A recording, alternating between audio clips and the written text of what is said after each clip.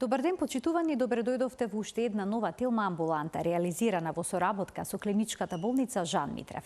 Денеска ќе зборуваме за поврзаноста меѓу дијабетесот и болестите на срцето и крвните садови. Кардиоваскуларните болести се водечка причина за смртност кај 2/3 од дијабетичарите. Зошто е тоа така? На кој начин покачените нивоа на шеќер во крвта ги оштетуваат зидовите на крвните садови и на срцето? Постои ли начин лицата со дијабетес да го спречат или пак забават развојот на кардиоваскуларните болести? На денешната тема зборуваме со доктор Јасмина Зафировска, интернист, тиреолог-дијабетолог во клиничката болница Жан Митрев. Разговорот следува по рекламниот блок, затоа останете на телма.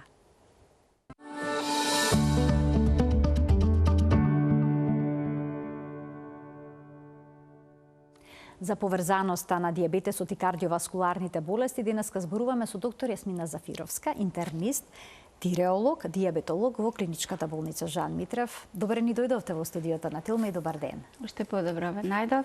Ви благодарам на поканата и секогаш со радост ги прифаќам вашите покани, вашата емисија. Докторке, зошто покаченото ниво на шеќер во крвта представува ризик фактор за појава на кардиоваскуларни болести, односно болести на срцето и крвните садови? Прво би сакала да кажам дека темава е одлично избрана, затоа што се наоѓаме во пресред на прославата на Светскиот ден на дијабетот, кој што е на 14 ноември. Така да секоја година постои тематска посветеност на самиот ден и се однесува на одредена група на пациенти. Последниве неколку години Светската дијабетична фондација ги посветува на превенцијата од дијабет, така да и годинава е посветена на превенцијата и тоа во смисла на самото лого на прославата се вика "Одредете го вашиот ризик". Значи, во самата апликација постои еден тест во кој што се вметнуваат потребните податоци и секој човек кој што ќе се уклучи на нивниот сајт може да си го испита нивниот ризикот за дијабет. Така да е многу интересно.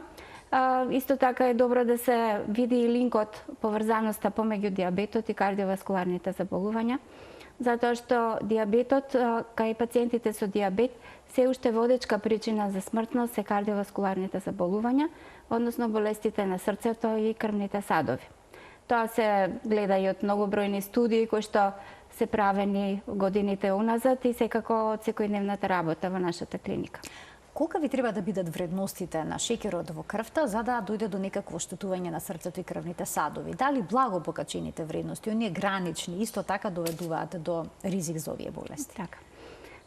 За дијабетот по дефиниција знаеме дека представува една хронична метаболна болест која што се одликува со хронично подолготрајно покачено ниво на шеќерот во крвта. Многу е лошо што повеќето од луѓето викаат дека шеќерот ми е граничен, на горна граница ми е, не е ништо страшно. Значи, тоа е тој момент кога се навикнуваат на покачените вредности на шеќер, сметаат дека тоа не е опасно и дека си го толерираат. Меѓутоа, самиот шеќер, кој е механизмот кој што, затоа го викаат и шеќерот тивокубиец, значи самата болест, кога трае со години, во моментот на откривање, обично е претходно најмалку до 10 години, си се одвивал тој процес со гранични вредности на гликемијата, кога пациентите не приметувале, односно немале никакви симптоми. Обично доаѓаат на лекар случајно, на систематски преглед откриени поголеми вредности на шеќер во крвта, препорака од матичен лекар или пак по таргет оштетување на орган, кога веќе доаѓа до манифестација на оштетување на некои од органите, например бубрези, очи, срце, периферна артериска циркулација и тогаш на самиот преглед откриваме дека пациентот има шеќерна болест и дека таа траела многу подолго време. Самиот механизам како настанува оштетувањето поради шеќерот, подолготрајно покачениот шеќер во крвта, значи шеќерот, самата гликоза предизвикува оксидативен стрес на ендотелот на крвните садови.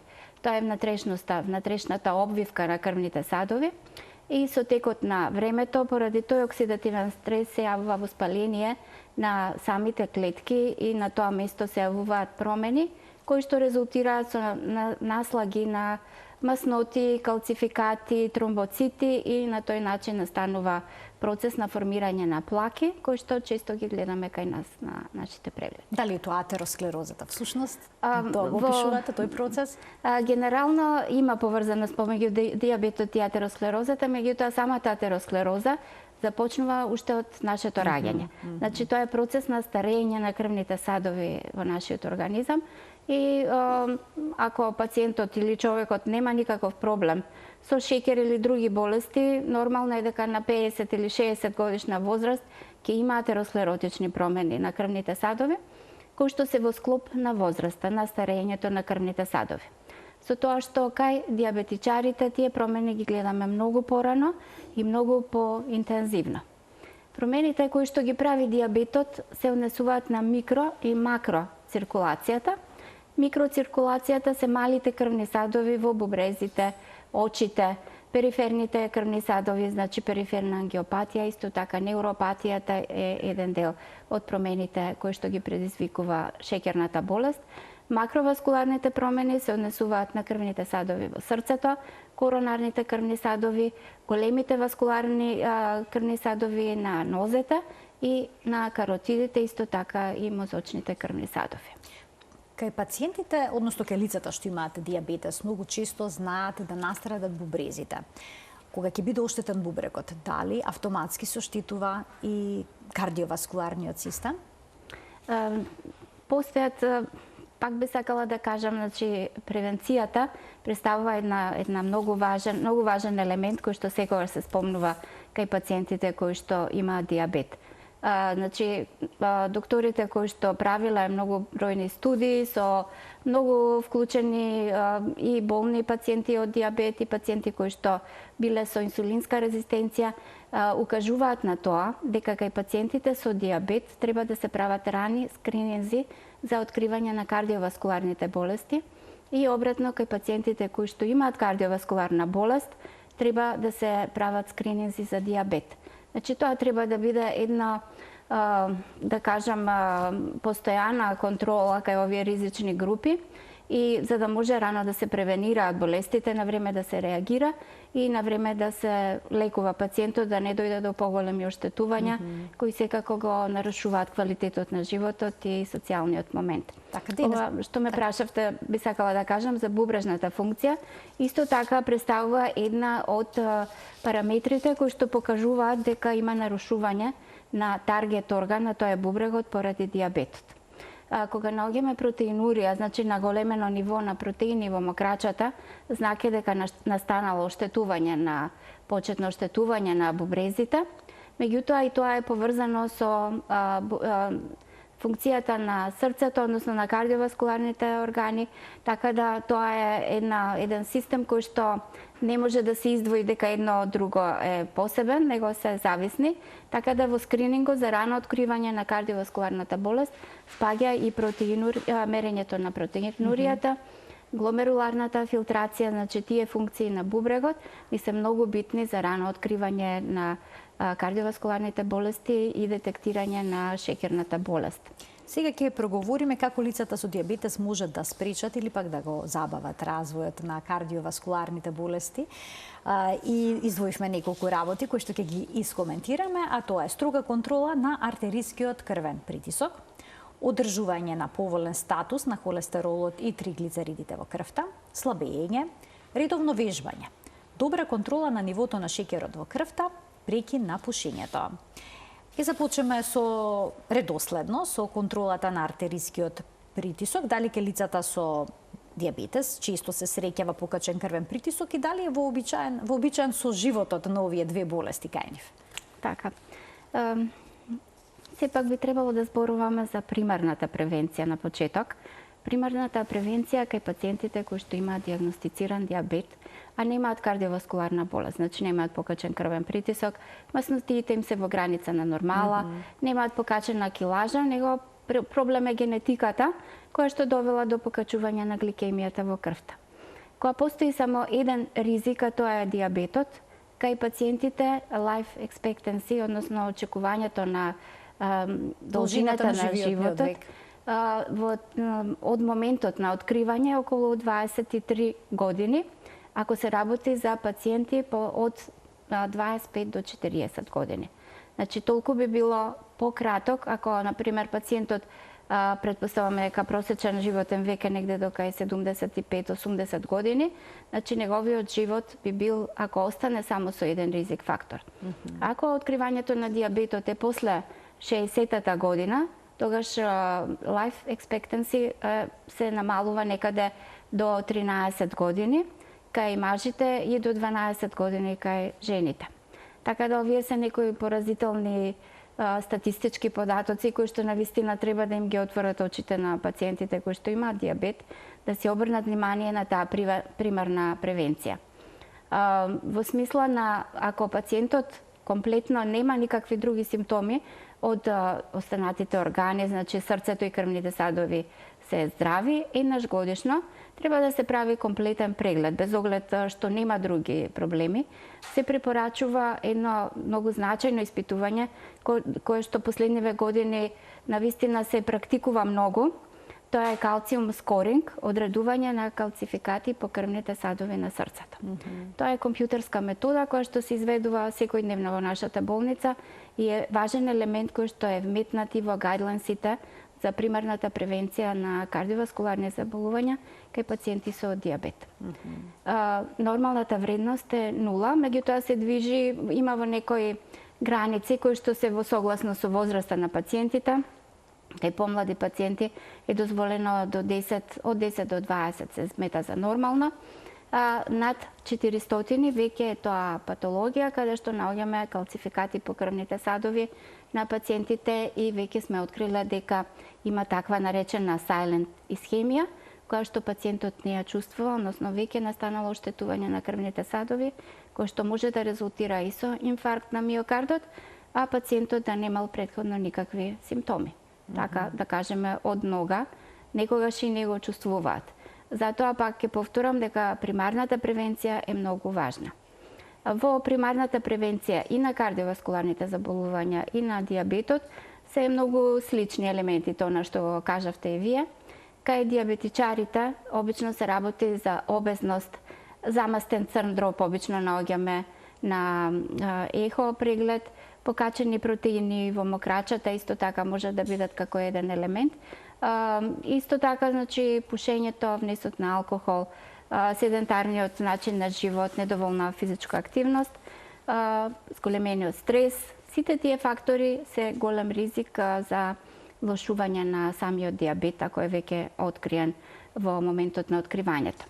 Истите елементи би ги кажале и кај кардиоваскуларните заболувања за примарната превенција пред да се започне со било каква терапија, ако сите параметри во крвта се нормални.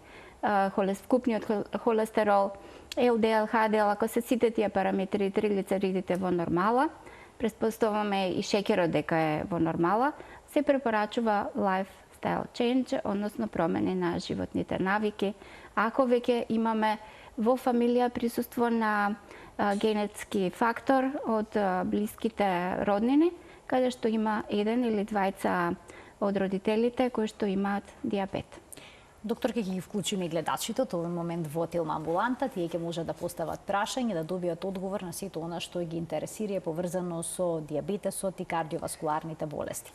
Ја споменавте примарната превенција, го упфати сето ова што всушност е наведено овдека и многу повеќе од тоа. Јас би се задржала со уште неколку подпрашања во однос на она што го издвоивме денеска и во однос на контролата на артерискиот крвен притисок. Споменавте дека кај овие лица често пати има наталожување на плаки на крвните садови, особено ако не се внимава и не се стави болеста под контрола. Кај колкав би требало да биде крвниот притисок? Има ли некои параметри кои што ги препорачувате? Кога веќе наоѓаме и други проблеми, значи други болести покрај диабетот, ако има покачен крвен притисок, дислипидемија, покачени масноти во крвта, триглицериди, намален ХДЛ, добриот холестерол, тогаш веќе влегуваме во секундарна превенција или пак ако имало веќе прележан мозочен удар, инфаркт, тука се работи за секундарна превенција и е многу порестриктивна во однос на сите параметри, во однос на параметрите и референтните вредности за нивото на липиди во крвта, за нивото на крвниот притисок кој што треба пациентите да го имаат. Тука веќе настапува на сцена не само препораките, покрај препораките за здрав начин на живот, влегуваат и препораки за медикаментозен третман. Односно за регулација на крвниот притисок, за регулација на маснотиите во крвта и секако за добра регулација на шеќерот. Дали овие пациенти секогаш е покачен лошиот холестерол на сметка на добриот холестерол? Обично покачени се триглицеридите, тие се поврзани како метаболен синдром, кога имаме дислипидемија, со намалено ниво на ХДЛ, нивото на добриот холестерол, покачени триглицериди и вкупниот холестерол покачен.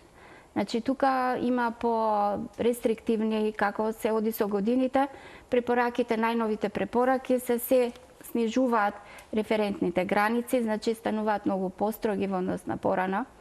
Веќе за притисокот се рачуна дека до 120 со 80 е нормален притисок.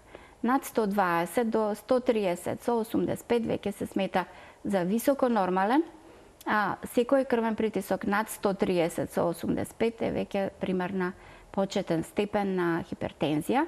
Веднаш тука, ако се работи и за диабетичар, кој што имал диабет последните, многу е битно да се знае периодот од кога има пациентот диабет. Тоа обично ние го прашуваме и во примарната превенција многу е важно кај пациенти кои што се обезни и имаат диабет, а немаат никакви други проблеми, имаат нормален притисок масноти, да се вклучи метформинот како прва линија на третман на диабетот.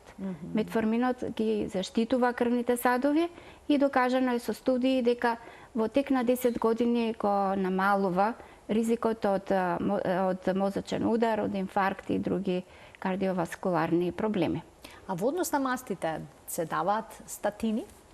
Дали овие пациенти, споминавте дека постојано се намалуваат вредностите, референтни, нормални за крвен притисок, но и за липидите. Кај лицата со диабетес, дали нормалните вредности на липидите се пониски во споредба со општата популација? И дали пониски или повисоки, мислам? Дали треба да се одржуваат на пониско ниво за да бидат здрави? Дали кога ќе добиете резултат од липидниот статус и тие се припаѓаат во нормалната референтна вредност, метате дека треба бидат пониски? Да, и дека ќе препишате статини. Значи, ако пациентот има диабет и дислипидемија, значи ако има пониско ниво на добриот холестерол кој ги штити крвните садови, покачени триглицериди, или ако има нормални липиди, кога има нормални липиди, обично советуваме примарна превенција, регулација на шеќерот и физичка активност. Меѓутоа, ако веќе има нешто претходно доживеано мозочен удар, инфаркт, тука се многу поригорозни и во однос на машката и женската популација се тежни кон 3,7 за вкупниот холестерол и за добриот холестерол обично околу 1,7 КДЛ-от би требало во тие граници да се движи. Се случува ли на пациентот да му бидат дадени лекови, како што се статините, и повторно да не можат да се постигнат посакуваните вредности на липидите во крвта? Да, постојат такви и генетски дислипидемии, хередитарни дислипидемии, хиперлипидемии, значи каде што тешко се ставаат под контрола маснотиите. Обично бараме причина. Некогаш може и самата тироидна жлезда да предизвика успорен метаболизам, така да секогаш треба да се мисли кога тешко ги регулираме маснотиите, да не е во позадина и некоја хипотиреоза, односно намалено ниво на тироидните хормони во крвта, кои што предизвикуваат и успорен метаболизам и на маснотиите. Така да сум имала јас во моите пациенти такви каде што пробувано е со различни лекови, на крај сме открили дека се работи за хипотиреоза. Меѓутоа, ако и покрај сите напори да се вклучат лекови и не се постигнува резултат, обично се оди на комбинирана терапија. Постојат сега нови лекови кои што вклучуваат розувастатин со езетемип и исто така некои такви комбинации кои што многу поефикасно ги симнуваат маснотиите и до референтните пожелните вредности кај пациентите во секундарна превенција, со цел да се намали ризикот од повторување на некој инцидент кој што претходно го имале, или мозочен удар, или реинфаркт на срцето. А се случува ли да не можат пациентите да ги поднесат овие лекови, да се тешки за нив? Обично пациентите не сакаат да пијат лекови, значи тоа е моја особено кога станува збор за статини и за лекови кои што намалуваат масти во општа крвта. констатација некогаш и самиот психички момент дека треба да пијат 4 или 5 лека им дава некоја одбојност кон лековите и некогаш и подсвесно викаат дека ми е тешко од кога ќе го испијам аторисот или росверата, ме болат мускулите. Точно е, имаат повеќето од лековите и свој несакани ефекти. Така да треба да се помислува дека некогаш се и пациентите во право и треба да се замени тој лек со некој. Мене ми е многу важно да не се започнува со таа терапија ако нема потреба. Значи, без потреба никогаш, ако нема пациентот диабет покрај високиот крвен притисок или некој друг проблем за примарна превенција, никогаш не се дава нити аспирин, нити нити некој статин или некој друго средство за намалување на маснотите, посебно кај млади луѓе. Секогаш начинот на живот е најдобра препорака, промените во исхраната, дадени добри совети за физичка активност, кои што пациентот ако ги прифати, ако намали од килажата, ќе се регулира и притисокот и шеќерот, ако се работи за почетно ниво. Дојдовме до дебелината и намалување на килограмите, но оние кои што имаат диабетес, имаме гледач на линија, двајца гледачи ќе им дадеме предност, а веднаш потоа преминуваме на проблемите со слабењето кај лицата со диабетес. Добар ден за првиот гледач, да го слушнеме прашањето. Добар ден. Поштована водителке, поздрави до докторката. Ви благодарам. Ме интересира дали шеќерот, покачениот шеќер и крвен притисок имаат оштетување на мозокот и другите семочите и слухот и другите осети за што се наоѓаат на главата. Така, добро. Нешто така, мирис, едно друго. Ви благодарам. Ви благодарам за вклучувањето во програма. Што можете да кажете во однос на ова прашање? Она што го спомнав и претходно, дека шеќерот ја оштетува и микро и макроваскуларната циркулација. Така да, она што спраша господинот, можно е да се работи за некој проблем со каротидните артерии, кога настанува промена на ендотелот во самата артерија и се намалува дотурот на крв кон мозокот, кој што може да резултира со намален слух, некогаш зуење во ушите, чувство на трпки по лицето, главоболки, вртоглавици, несвестици. Значи, можно е да е поврзано со самата циркулација. Ангиопатијата, значи, исто така дава промени ако во исто време има и покачен крвен притисок во белата мозочна маса. Така да потребно е да си направи некои дополнителни испитувања, компјутерско снимање или магнетна резонанса на мозокот, за да може поточно да се каже за што се работи. Уште еден гледач ќе вклучиме. Добар ден. Добар ден за следниот гледач во денешната Телма амбуланта. Ајде уште една можност за гледачот да се вклучи. Се уште имам знак дека гледачот чека и дека се обидува да постави прашање во денешната емисија. Еве уште една можност. Добар ден за него. Не успеа да се вклучи во ред. Нека се јави подоцна повторно во емисија. Ние продолжуваме понатаму. Доктор, оние кои што имаат проблем со дебелината и покачено ниво на шеќер во крвта, велат дека имаат проблем да ги симнат килограмите, особено доколку се на инсулинска терапија. Па што да преземат во такви ситуации за да ја регулираат телесната тешина? Примарната превенција, значи, спаѓа во примарната превенција и намалување на килажата. Освен препораките за здрав начин на исхрана, кај пациентите со диабет, најпрепорачливо е медитеранскиот тип на исхрана, значи кој што вклучува незаситени масни киселини, внес на помало количество на јаглени хидрати, повеќе на риба, значи тие несолени, намалување на солта во исхраната.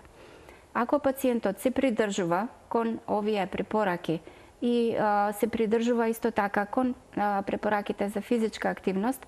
Обично 2,5 часа неделно вкупно е потребна интензивна физичка активност, во која вклучува пешачење, лесен джогинг, значи одење по трака или било каква физичка активност во траење од 2,5 часа, што не е многу.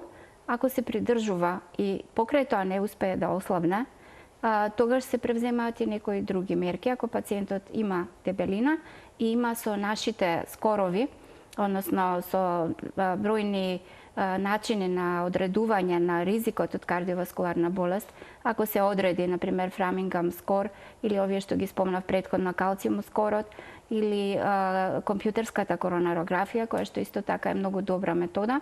Ако се утврди дека пациентот има висок ризик од кардиоваскуларни болести, тогаш се вклучуваат лекови како помош и за регулација на диабетот, но и за намалување на килажата. Исто така овие лекови се препорачуваат за пациентите да не добијат срцева слабост, затоа што една од компликациите на диабетот е срцевата слабост. Значи, тие се најнови генерации на лекови кои што ги препорачуваат колегите кои што работат со кардиоваскуларните проблеми на пациентите и воедно пациентот успева да ослабне, некогаш и се злоупотребуваат. Во последно време масовно се употребуваат за слабење. За слабење, така да не стигнуваат до пациентите на кои што навистина им се треба. потребни. Имаме двајца гледачи, очекуваат да се вклучат во програма. Добар ден. Добар ден. Повелете. Поздрав до докторката, до водителката. Ви благодарам. Сакам да прашам што значи 4,6 единици, значи шеќерни единици на човек од 30 години. Дали е тоа нормално или има некои работи кои треба да се обрне внимание при таква ситуација? Така. Милимоли на литар, веројатно мислите. Милимоли на литар, предпоставувам.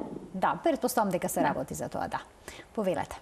4,6 е сосема нормална вредност за млад човек, милимоли на литар. Значи, горната вредност која што е сега сепак спуштена, над која што го рачунаме како почетен диабет или предиабет, е 5,6. Над 5,6 до 6,9 пациентите се во таа ризична група за добивање на диабет или како предиабетес или метаболен синдром, кога почнуваме со промени во животните навики. Ако има и ризик фактори од страна на кардиоваскуларниот систем, дислипидемија, покачен крвен притисок, тука настапува на сцена и терапијата. Како што спомнав, метформинот е прва линија за пациентите. Ако тој ризик е висок, ако се работи за скорови кои што се многу високи, кај постари пациенти кои што претходно имале некој настан во смисла на мозочен удар, инфаркт на срцето, тогаш се препорачува, значи, вклучување на оваа терапија која што ја спомнав, за намалување на килажата. Инсулинот исто така е едно решение кое што го препорачуваме кога сите можности и компликациите се многу големи и веќе таа терапија која што е таблетарната е комплетно исцрпена и не помага на пациентот. Но инсулинот е анаболен хормон. Со започнување со инсулинската терапија, пациентот додатно добива во килажа, така да мора да се придржува кон навиките животни, промените. Затоа ги спомнувам сега овие податоци, колкава е смртноста, дека 8 од 10 пациенти кои што имаат диабет умираат од кардиоваскуларна болест. Што е навистина загрижувачки. Голем процент и ова сето говори колку е важна превенцијата. Ќе вклучим уште еден гледач. Докторке, добар ден. Добар ден за следниот гледач во денешната тема амбуланта. Овој пат се слушаме, повелете. Добар ден. Добар ден. Да, одлично ве слушаме, повелете. Добро. Јас сум 75 години. 30 години сум диабетичар. Не ве слушам ја. Така, ние ве слушаме одлично. Значи 30 години сте диабетичар, така? Да, 30. Од 2005 сум на инсулин. Со, мислам, новомикс, него нешто ми варира. Например, имам некој ден 5,3, 5,1, 5,6 мислам во единици кој мерам, а после се зголеме 8,3, 15, 19, зборам единици. Така, ве разбираме, добро. И сега за притисок. И сега дали е до инсулино нешто, до значи варира ми и притисокот, да речем намалува се. Еве некој ден имам запишувано до 6,9 притисокот со 126. А некојаш ми се каче 154 со 80 или 69. Така, значи ви варира и шеќерот, ви варира и крвниот притисок. А пијам, пијам да ви кажам скоприл комбо, диазепам, имам некои домашни проблеми, ствари, имам смртен случај. И сега моментално сум, значи не се осеќам добро. Така, не се чувствувате добро, имате и смртен случај во семејството. Во ред, ви благодарам за вклучувањето во програма. Што можете да кажете, човекот кој што ни се јави има и комплексна животна состојба во моментот. Може ли тоа исто така да доведе до варијации и на притисок и на шеќер во крвта? Сепак, претпоставам дека до сега му била добра регулацијата на шеќерот, затоа што од моментот на откривањето кога е поставен инсулин, поминале веќе 30 години. Значи, пациентот има еден добар животен век, претпоставам квалитетен. Би сакала да кажам дека нивото на шеќерот во крвта не може да биде цел ден исто. Значи, постојат варијации во тек на денот, во зависност од физичката активност, во зависност од храната. Например, ако после јадење до 2 часа, тоа мерење е најмеродавно и најдобро за прогноза на ризикот од кардиоваскуларни заболувања понатака. Затоа се придржуваме почесто да ги контролираме тие мерки 2 часа после јадење, постпрандијалната гликемија. Значи, кога мери господинот, нека биде тоа еднаш или 2 пати, нека нема потреба да мери многу често. Но во миксот е одличен инсулин, така да верувам дека добро му го регулира. Меѓутоа, стресот го покачува кортизолот и индиректно го покачува и шеќерот во крвта и притисокот. Исто и за притисокот важи дека не е една рамна линија, него во тек на денот, зависно стресна ситуација, физичка активност варира. Тоа е една синусоида. Исто и терапијата, тоа е АЦ инхибитор, еден добар лек кај диабетичари се препорачува. Треба да ја следи бубрежната функција и секако како долгогодишен диабетичар, диабетично стапало да се превенира евентуално проблем со малата микроциркулација на нозете, каде што не може да се реагира со операции или други интервенции и затоа диабетот е причина број 1 за висока надколенична ампутација на екстремитетите. Уште еден гледач ке вклучиме. Добар ден. Добар ден и среќен ден. И на вас исто така, повелете. На возраст на 70 години сум, живеам сама, имам 3 смртни случаи, брат, мајка и татко ми почина, јас останав сама. И сега малку сум на депресија, многу сум емотивна и многу се плашам од тие удари. Крвната слика која ќе ја проверам, мене ми е се во ред. А јас толку се осеќам недобро, што ми дава да пијам за тироидна, да пијам за колестерол, а резултатите ми се добри. Шеќерот ми беше 7,2, после 3 дена го проверив 6,2. Притисокот наутро немам, навечер после јадење имам каскада на желудникот, може би тоа е причината. Многу крупна сум, дебела сум тука во стомакот, само се дувам. Стомача дебелина, значи имате? Да, тешко се движам, ме болат нозете, ми даваат терапија, јас не можам терапија да правам, качувам притисок. Пијам некои витамини, некои ампули. Јас си пијам лекови и се повеќе и повеќе ми е тешко. Така. Имам зуење во ушите од тинитус и вртоглавици јаки и не сум способна ни да одам сама, ни да функционирам. Така, навистина лошо се чувствувате и сега барате одговор што е причината за оваа ваша состојба. Ви благодарам за вклучувањето во програма. Какви насоки би дале на гледачката што да направи понатаму?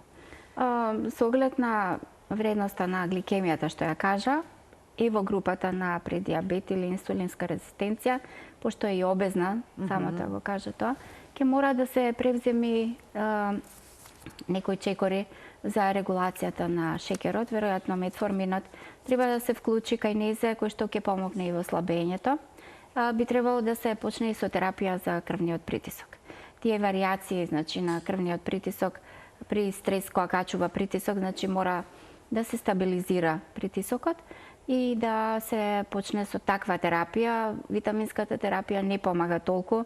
Зоењето во ушите исто така може да е проблем и со каротидните артерии. Значи треба да направи еден добар преглед, да се види и да се направи една проценка за потребната терапија која што треба да ја зема. Би сакала да дополнам за слушателот преге што се јави. Значи, кај пациентите кои што се на инсулин или пак на двојна или тројна орална антидиабетична терапија, поопасни се пристапите на хипогликемија. Значи, секогаш појавата на миокарден инфаркт, мозочен удар е како резултат на појава на хипогликемија. Ќе опфатиме хипогликемијата сега кај редовното вежбање, докторке. Оние кои што почнуваат да вежбаат, а имаат диабетес, треба ли да го мерат шекерот пред почетокот на вежбањето, за време на вежбањето, по вежбањето, што препорачуваат? Токму поради опасноста да падне шекерот, треба ли да јадат пред да почнат да вежбаат? Колку инсулин да земат, целата ли доза да ја земат, доколку планираат физичка активност во текот на денот, треба ли да ја намалат? Како изгледа тој процес? Да, значи тоа мора со нивниот ендокринолог или диабетолог кој ги води и да направат една комплетна проценка. Ако тоа вежбање е инцидентно, значи понекогаш се случува да одат или да направат некоја поголема физичка активност, тогаш не треба многу да се прават промени во земањето на начинот на инсулинот или оралната антидиабетична терапија, но може со нив кога практикуваат физичка активност, затоа што мускулите трошат гликоза, шекерот од крвта и го употребуваат како погон, како гориво за физичката активност. Можно е да падне малку шекерот, да си носат со нив или кока-кола или некоја бомбона. Меѓутоа, ако во нивниот редовен начин на живот вклучуваат физичка активност, например се работи за помлади луѓе кои што имаат диабет и кои што редовно вежбаат, треба сепак да се адаптира дозата која што ја земаат на инсулинот или на оралната терапија во согласно со физичките активности. Вообичаено тоа се дава некој базален инсулин, ако е веќе на инсулин, се рачуна, значи има препораки на кој начин се израчунуваат единиците кои што треба да ги зема пациентот, се дава еднаш на ден за да ја задоволи потребата на инсулин преку целиот ден. Ако се работи за орална терапија, исто така се адаптира со тие таблетки кои што имаат продолжено дејство, значи има глукофаж со продолжено дејство и се постигнува еден баланс. Нема нагли скокови и падови на гликемијата, но за одржување на шекерот во крвта да биде и добра регулацијата, многу е битно редовно јадење. А редовно јадење? Да, не треба да се гладува. Скокнување оброк? Не. Никако. Значи, ако се вежба меѓу оброк да се земе? Да, секако треба да има 3 редовни оброци и 2 ужинки. Не треба да биде обилно, треба да биде она што треба да го внесе и калориски внес, оноко колку што треба. Индивидуално, секој пациент е различен. Значи, зависно од возраста, зависно од килажата, се прави еден план за начинот на исхрана, за потребите од дневниот внес на калории, кој што се усогласува со терапијата која ја зема. Уште еден гледач ќе вклучиме. Добар ден! Добар ден за следниот гледач во денешната Телма амбуланта, во денешната емисија. Добар ден! Ве слушаме, повелете. Се јавувам од Битола. Така? 73 годишна девојка сум. Одлично. Одлично, баш ми е драго. Прво, ве поздравувам вас лично и персонално како водителка. Ви благодарам многу. Безпрекорна сте. Благодарам. Ама и плюс, гостите како ги бирате, значи такво излагање, такво отворање на умот, на черепот, ни го отворате умот, се да восприемаме. Така, ви благодарам, секогаш внимаваме кој ни е гостин во емисија. Јас се викам Трајанка, ве молам за следното. Можем? Така ве слушаме. Имам проблем, јас само со циркулацијата, со вените и фината циркулација и немам многу испуштени вени, не се длабински, се површински, капиларни и така натаму. Десната нога е цела шарена, везана како гоблење со капилари. Пијам флебодија или ВВН во консултација со докторката, трансфузиолог и така натаму. Пијам и С витамин за нив, од време на време пијам витамини општо за се. Така. Што може докторката да ми помогне, да ми каже, пошто околу 78 до 80 килограми се движам тежината, 73 години реков имам. Која ви е висината? Молам? Која ви е висината?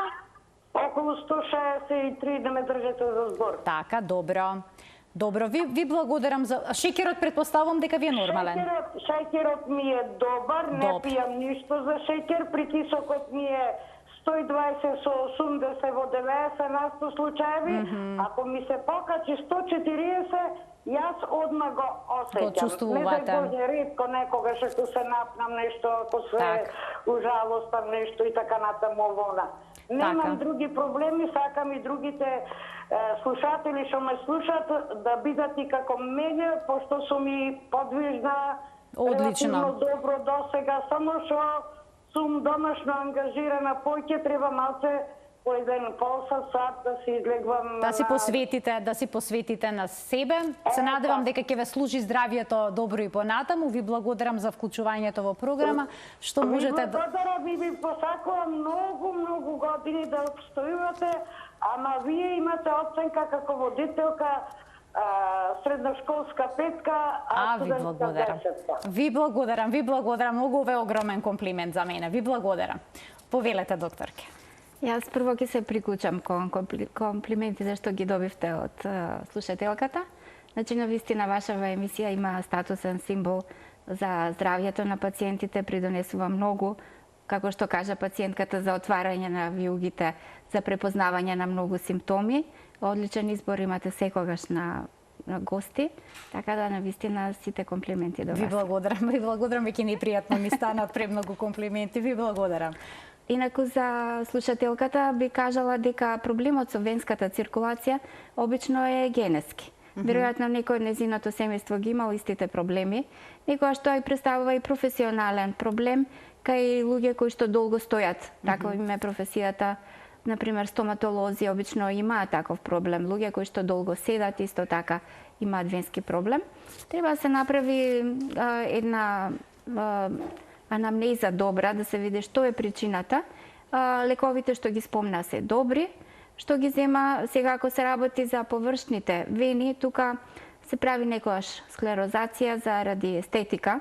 Меѓутоа, ако се работи за проширени венски крвни садови подлабоки, тие се голем ризик и тука треба да се вметне и друга терапија. Доктор, ке продолжуваме понатаму во однос на добрата контрола на нивото на шекерот во крвта. Колку пати во денот треба да се измери шекерот во крвта? Кај луѓе кои што имаат етаблиран диабет, значи кај кои што е поставена диагноза, ете нешто и околу поставањето на диагноза за диабетот, скрининг треба да се прави кај луѓето, како што спомнавме, кои што имаат кардиоваскуларни болести. Кај нив треба да се прави скрининг, да се исклучи диабетот како позадина. Тука, значи, влегуваат во скрининг пациентите кои што се над 50 годишна возраст, возрастни пациенти, пациенти кои што имаат генетика и секако жени кои што за време на бременоста имале гестацијски диабет, пациенти кои што имаат масен джигер, црн дроб или јетра, како би кажала. Замастен црн дроб, стеатоза на црниот дроб. Значи, тие сите се ризични и би требало да прават редовен скрининг за да се открие на време шеќерот. Затоа што секогаш кога се открива, веќе има таргет оштетување, таргет орган, кој што е веќе оштетен. Наедноставен е тој фастинг плазма глукоза, што го викаме, или тест после гладување од 12 часа. Пациентите не треба да внесуваат висококалориска храна од вечерта до другиот ден, така да се собере околу 12 часа да бидат малку по-лесно јадени. Ако шеќерот е 7 или над 7, се поставува диагноза за диабет. Значи, многу е важно да нагласите уште еднаш дека е важно да бидат со една рестриктивна исхрана 12 часа пред земањето на крв. Бидејќи се случува некогаш луѓето да си вечераат убаво, па да се напијат и чашка алкохол и слични, и утрото да направат испитување на шеќерот да покаже покачена вредност и да се успаничат. Да, значи ако е 7, никогаш од прво откривање не се поставува диагноза за диабет, освен ако наутро на гладно е 11 или 12. Колку мерења треба да се направат и да има покачени вредности за да поставите диагноза? Обично две мерења кои што се позитивни се поставува диагнозата. Исто така и на случајни мерења, например ако пациентот во текот на денот дошол на лекар, па му текнало да провери крвна слика и се најде гликемија од 11 или 12, тогаш без никакви додатни испитувања поставуваме диагноза на диабет. Освен ако не е после јадење до 2 часа, нормално е од 7,8 до 11 или 12 да биде нормална е таа гликемија. Меѓутоа, ако пациентот бил гладен повеќе од 2 часа и најдеме 11, тогаш веќе поставуваме диагнозата за диабет. Она што го кажав и претходно за поставување на за рачунање на ризикот од кардиоваскуларни проблеми понатака, многу е важно да се следи тој постпрандиалната гликемија, гликемијата после 2 часа од јадењето. Да. Тоа не е многу битно и да се избегнуваат хипогликемиските епизоди. Кај пациентите кои што се на инсулин, сосема е нормално тој гликолизираниот хемоглобин А1C или тромесечниот шеќер да биде околу 6,1 до 6,5. Тоа тоа е добра една вредност. Не треба да се тежне кон ниски вредности на хемоглобин А1C, затоа што тоа се поврзува со хипогликемични епизоди кои се ризични за појавување на некои проблеми од страна на кардиоваскуларниот систем. Пациентите се многу исплашени всушност од овие хипогликемични епизоди. Што треба тие да носат постојано со себе? Дали некој чоколадце? Во тек на денот лесно е тоа да се регулира, обично чувствуваат темнење пред очи, заматен вид, срцебиење. Организмот го најавува. Го најавува падот на шеќерот, вознемиреност, тахикардија, треперење на организмот, значи сите тие се хипогликемични. Они веќе знаат, си ги препознаваат.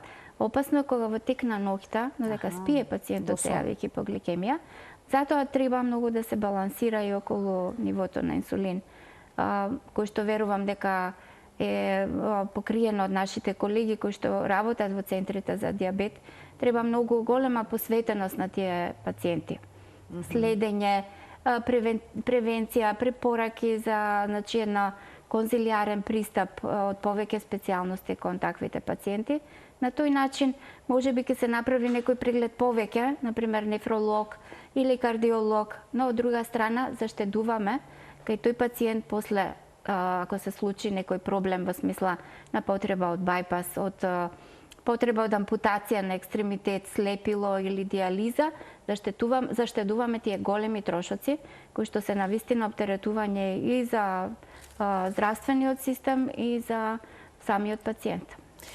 Последното прекин на пушењето мислам дека се подразбира, тоа е важно за целокупното здравје, а комбинацијата пушење со диабетес сигурно е страшно опасна. Тоа сакав и на почеток да го кажам, дека од моментот на откривање на дијабетот, ако во тек на 10 години нема друг ризик фактор, пациентот предпоставаме дека не пуши, дека се му е регулирано добро, тогаш има еден добар животен век, квалитетен. Со тоа што ќе се регулира само гликемијата.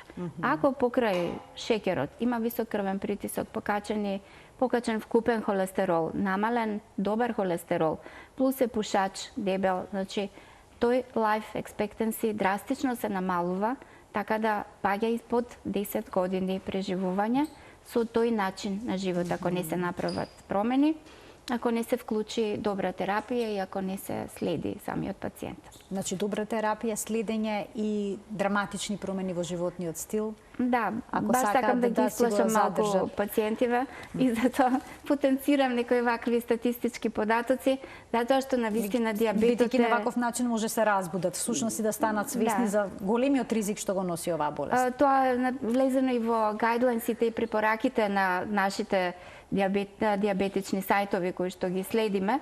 Значи, разговорот со пациентот, значи отварањето на очите кон опасноста од дијабетот. Значи, мора многу посериозно да се разговара. Не е тоа само шеќерот ти е 6,5 или 7,5. Значи, мора сериозно да се предупреди, затоа што кажав, заштедуваат од една страна го заштедуваат здравствениот систем со тоа што од тие трошоци понатака, од компликациите на пациентот, од друга страна на пациентот ќе му возможат и квалитетен живот.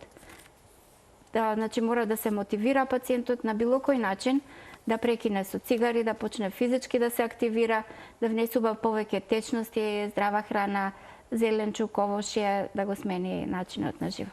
Доктор, ќе ви благодарам многу за вашето денешно гостување, секогаш е задоволство да се разговара со вас. Благодарам многу на поканата. Почитувани, ова беше уште една телма амбуланта реализирана во соработка со клиничката болница Жан Митрев. Ви благодарам за вниманието со кое што не следевте, ви посакувам пријатен ден.